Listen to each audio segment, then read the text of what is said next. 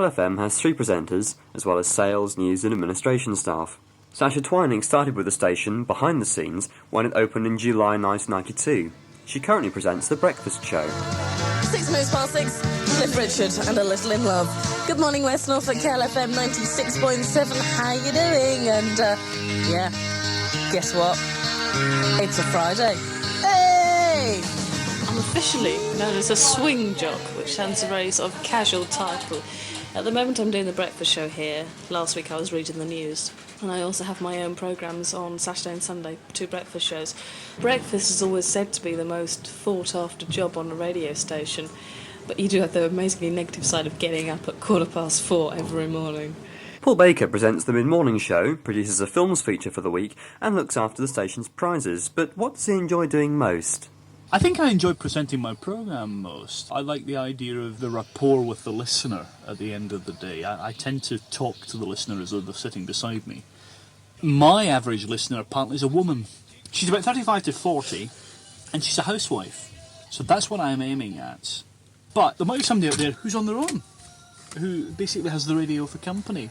And I say all sorts of silly things like, when it's a cold morning, give the radio a cuddle. It's stupid, it's a stupid comment. But somebody out there might think, I have this very infectious, not a giggle, but a sort of, I think it was described once as an asthmatic laugh. Yeah, that's it, And a woman said to me the other day, that laugh really cheers me up. I think it's great that someone out there has picked up on that. Right, and good morning to you. This is the best mix of music on a Friday morning, KLFM. Very shortly we'll take news from the Home Energy Advice people. Presenting a radio show, however, is not just about playing music.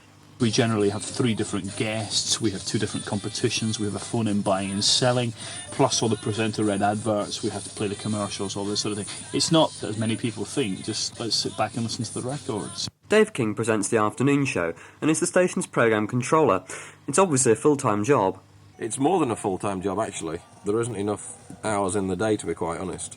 Being a programme controller, it sounds like a grandiose title just to sit back and let everybody do the work. Well, it doesn't happen like that. There's an awful lot of responsibilities that you have to take on board. My day started today at around about 8:30. I had a series of meetings over at headquarters, which finished at 1:15. I then had to get over here for my programme that started at 3. When that finishes at 6, I will then have to do some more promos for the weekend programmes, take them back over to headquarters, and then that'll be my day finished around about 9 o'clock. I do 5 programmes a week on KLFM. I also then do the motoring feature, which goes on a Friday evening. Then I'm on call all weekend if anybody has problems either here or on group programming. Basically, it means that on a good weekend I don't do anything. On a bad weekend, I'm possibly there most of that weekend. I couldn't go back to just being a presenter because I would feel there's a whole big gap that I'm missing. And there's road shows as well.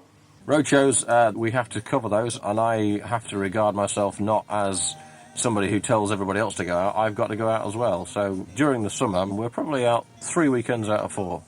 Although news bulletins read from the main station in Peterborough, Tracy Williams reports on local events.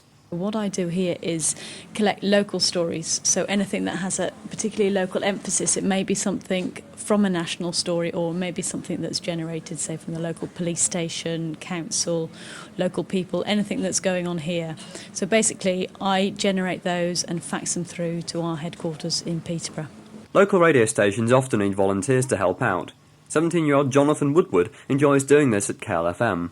Basically, I'm on a day release scheme from college. I'm doing a communications course and I come down here, getting records out, changing playlists. And Friday Workforce, you do Friday stuff Workforce, yeah. I've been out a couple of times to see how it's recorded and produced. I'm being responsible for editing it up.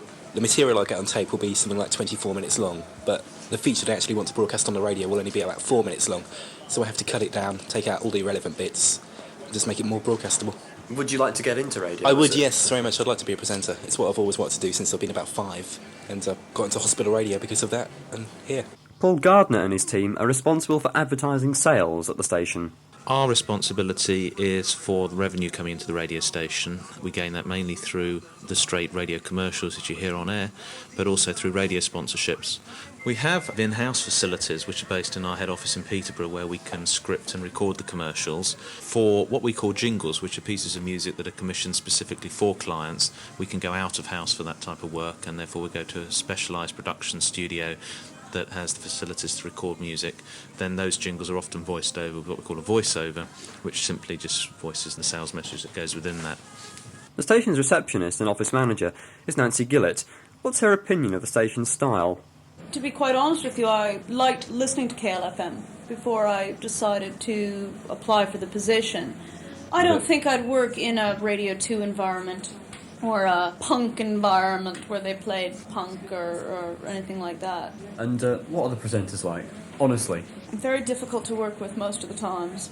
Is it their egos? Yes. They're not like normal people. The reality is you sit in a room for 4 hours and talk to yourself. Well, they also interview guests and talk to the listeners, often in phone-in quizzes. Which school do you go to, by the way? Cares. Yeah. So all the teachers who are listening from Cares, they will know you. Yeah. And they will now know how much time you spent on their wonderful homework. I asked the presenters if they could remember a worst broadcasting nightmare, and are there many technical problems they have to deal with themselves? Hundreds. The ISDN line wasn't working when I got in this morning. It's the way that I get the 6 o'clock news. It's a pain in the neck because you don't want to deal with that sort of thing at 6 in the morning. Other things, like you go through your selector sheet, the numbers are wrong, and it'll say Jason Donovan, nothing can divide us, DAT 305, track 26. Well, it's not, it's status quo, and you look a bit stupid. Here's Jace! And in comes rocking all over the world. The big problem is when the computer goes down. Well, it's not a big problem. It just means that you have no jingles, you have no adverts, no commercials, no news. Everything in the studio's gone down except your microphone. What do? You talk. And if I have to talk for 3 minutes, I'll do it. I used to do the Late Show with a late night quiz, which is always dangerous because you have the pub factor. This one night, I just went to pieces. And unfortunately, it was a time when there was somebody else in the studio. All I could see was this other guy absolutely falling about all over the place, laughing uncontrollably, and all I could do was laugh as well, and it went on for about 7 minutes. Finally, how successful is KLFM? Bloomin' successful. The actual audience has grown by 27% with the likes of DLT on a Sunday. And also I think the way we've set it up, we're a commercial radio station in the heart of West Norfolk. We have got to talk about this area. But there's no point me sitting here talking about what's happening in London or just playing music. It's about entertaining and informing. The sound of West Norfolk, 96.7 KLFM.